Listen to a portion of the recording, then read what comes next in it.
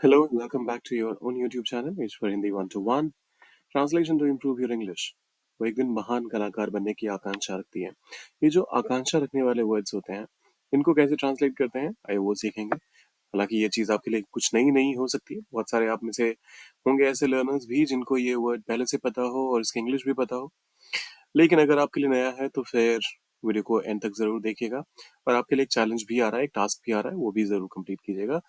और subscribe, like, share, ये तीनों चीजें बेहद जरूरी है, वो तो आपको पता ही है। कमेंट में क्या लिखना है वो मैं थोड़ी देर में बताता हूँ आपको।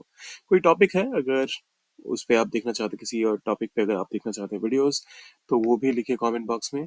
और आइए करते हैं शुरुआत। वो एक दिन महान कलाकार बनने की आकांक्षा रखती है। शी रखती है इस वजह से, तो शी। अब देखिए, अस्पायर का मतलब होता है किसी भी चीज की आकांक्षा रखना।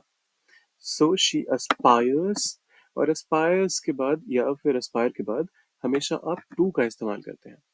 सो शी अस्पायर्स टू, और क्या करने की, बनने की।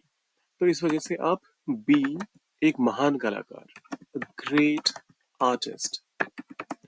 एक दिन के लिए यहाँ पर आप वन डे का इस्तेमाल ना करके सम डे का इस्तेमाल कर सकते हैं। शी एस्पायर्स टू बिकम, और या आप खाली बी भी कह सकते हैं, she aspires to be a great artist someday. She aspires to be a great artist someday. कई युवा पेशेवर आर्थिक स्वतंत्रता प्राप्त करने की आकांक्षा रखते हैं। यह ना कि कुछ ज्यादा ही क्लिष्ट हिंदी हो गई, लेकिन करते हैं इसको भी फटाफट से ट्रांसलेट। कई युवा पेशेवर, मेनी कई के लिए, युवा के लिए आप यंग का इस्तेमाल करेंगे, और पेशेवर के लिए आप प्रोफेशनल्स का इस्तेमाल करेंगे। So many young professionals. फिर उसके बाद आता है, क्योंकि एक से ज्यादा की बात हो गई इस बार, तो हम कहेंगे aspire.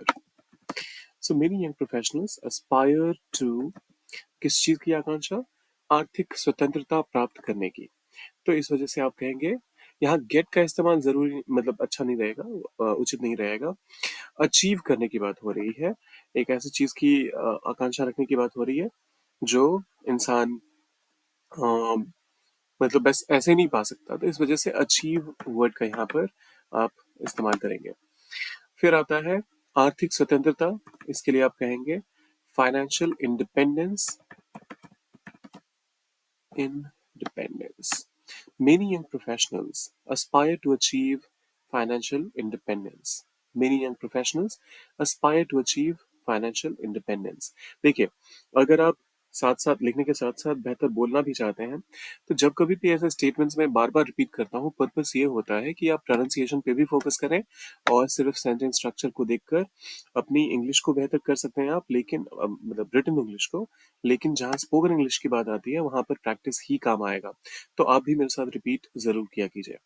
उसने एक उद्देश्यपूर्ण और सार्थक जीवन जीने की आकांक्षा की। यहाँ मैं ही का इस्तेमाल कर लेता हूँ। आकांक्षा की, तो मैं aspired का इस्तेमाल करूंगा।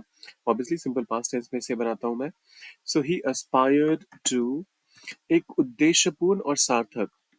तो यहाँ पर और जीवन जीने की, तो ही aspired टू लिव कह सकते हैं आप, या फिर लीड अ लाइफ ऑफ, या तो आप लिव कर दीजिए, लिव अ लाइफ ऑफ, या फिर लीड लाइफ ऑफ। दोनों ही करेक्ट है, दोनों का ही सेम मीनिंग निकल कर आएगा इस सेंटेंस में। सो लीड अ लाइफ ऑफ, उद्देश्यपूर्ण और सार्थक। तो इसके लिए आप यहाँ पर कह सकते हैं पर्पस, एंड सार्थक के लिए मीनिंग का इस्तेमाल कर लेते हैं। He aspired to lead a life of purpose and meaning. He aspired to lead a life of purpose and meaning.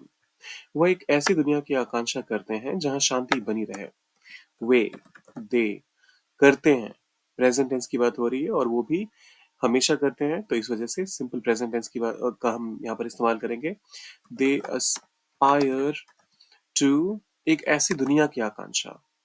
अब देखिए, अगर अस्पायर के बाद आप कोई एक्शन की बात करते हैं, तो फिर तो टू का इस्तेमाल होता है। लेकिन वहीं अगर आप अस्पायर के बाद कोई एक एडजेक्टिव या फिर कोई एक नाउन का इस्तेमाल करते हैं, तो ऐसे में फॉर का इस्तेमाल होता है। तो यहाँ पर आपने फॉर का इस्तेमाल करना है। दे Aspire for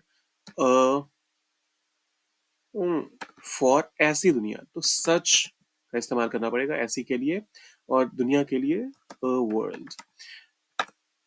they Aspire for such a world जहां शांति रहे, वेयर पीस, और रहने के लिए आप, वेयर पीस इज देयर बहुत ही बेसिक है, थोड़ा सा एडवांस्ड लेवल पे जाते हैं, वहां पर आप प्रिवेल का इस्तेमाल कर सकते हैं। और prevails,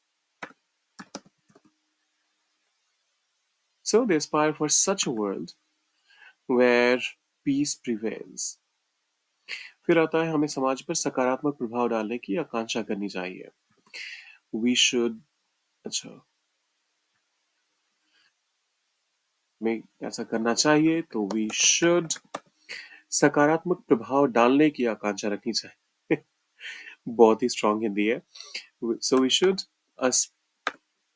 aspire to make a positive impact समाज पर। वी शुड, हमें चाहिए, आकांक्षा करनी, aspire to, प्रभाव डाल, सकारात्मक प्रभाव, मेक अ पॉजिटिव इम्पैक्ट समाज पर, on the society. We should aspire to make a positive impact on the society. तो ये तो थे हमारे आज के 5 स्टेटमेंट्स। जाने से पहले वीडियो को लाइक, शेयर, सब्सक्राइब, ये सब आपको पता ही है, करके जाना है। आपके लिए फ्री है, हमें करते हैं काफी इनकरेज, करके जाइएगा। मिलते हैं जल्दी।